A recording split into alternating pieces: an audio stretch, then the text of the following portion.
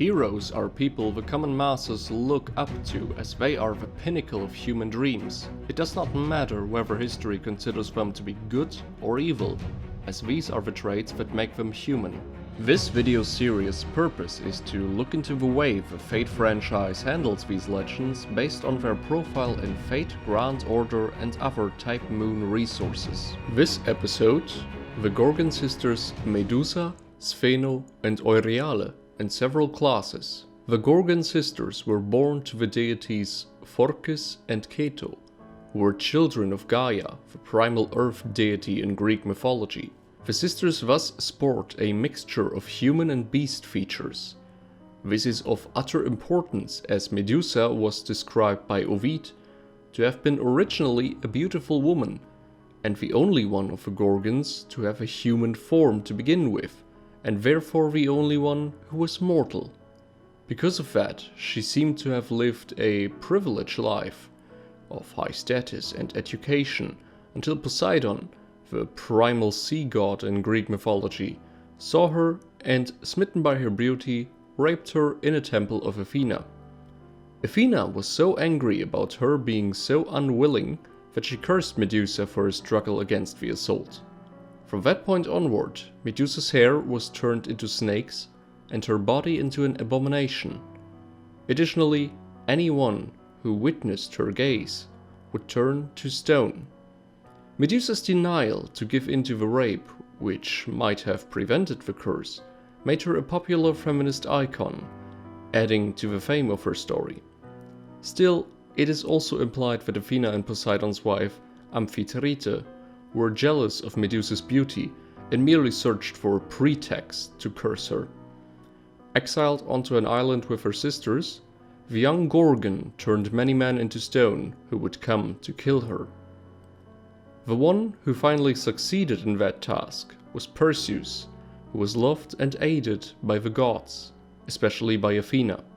He was given 5 tools for various trials, one of which was to obtain the head of Medusa. He used the mirror shield he received to achieve this. By reflecting her gaze, he was able to approach her and use his sickle sword Harpe to cut her head off and stored it in his magical bag Kibisis. From her separated neck, her children were born, the winged horse Pegasus and the giant Chrysaor. Her shed blood also gave birth to the Amphisbaena, creatures featuring characteristics of both dragons and serpents. The Typemoon universe depicts her in 3 different forms. Her Gorgon form is the one closest to her death and the most accurate depiction of what her actual appearance would have looked like. This form has the most features one would associate with Gorgons. Her hair is turned into snakes, her limbs are covered by scales, and she has a pair of wings, sometimes depicted to be on her forehead. Additionally, her stripperific outfit is somewhat acceptable.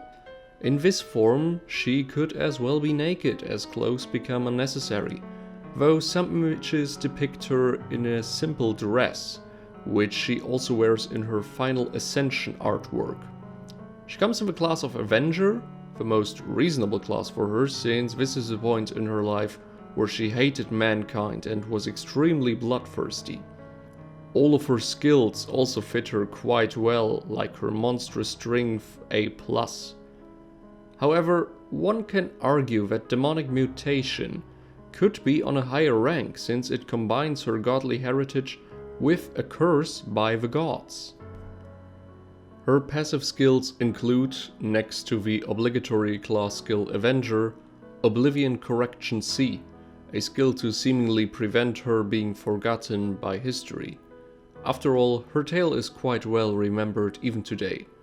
She also comes with an A-ranked self-replenishment skill for her mana, which is also appropriate as she has a vampiric nature in the Typemoon universe and a garden full of people who were turned into stone, which creates yet another possible mana source.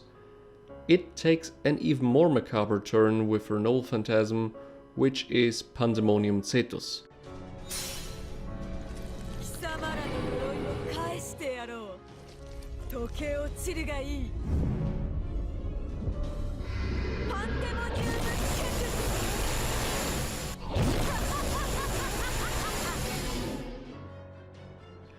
Thetos refers to the sea monster which was turned into stone by Perseus, using the head of Medusa to prevent Andromeda being sacrificed to said sea monster. Thetos as a name comes from Keto, who was Medusa's mother and the mother of many sea creatures. It's quite reasonable to assume that the sea monster was a relative to Medusa, making her class even more fitting.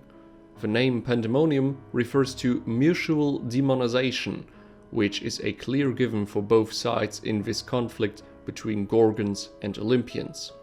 Her strength and endurance of A++ are fine, as she's a creature of godly descent, and her class boosts them even further.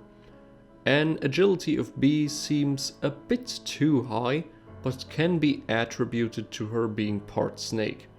Her mana stat of B, however, seems to be a bit low, as her resources should let her have access to more. Her luck should be at Lancer level E rank, as her fate is without hope, and came to be through the most unforgiving encounters, and a fate that is being manipulated by the gods. While her noble phantasm is fitting, it can also be argued that it should rank below her mystic eyes, since that's just what she's most famous for. All things considered, this is the best representation of Medusa's legacy in the Typemoon universe, earning her a clear ranking of A. For this game, her appearance is of course improved, and some of her stats could be tweaked, so we cannot give her the highest rank, but it definitely is an appropriate depiction of a legend of Medusa. In the next videos we will cover the rest of the Gorgon sisters. More Fate videos will come soon when the English version of the game releases. If you like this video, leave a thumbs up, subscribe to my channel if you haven't already, and share it on other platforms with possible new Typemoon fans. Until then, see you later, fellow weeaboos.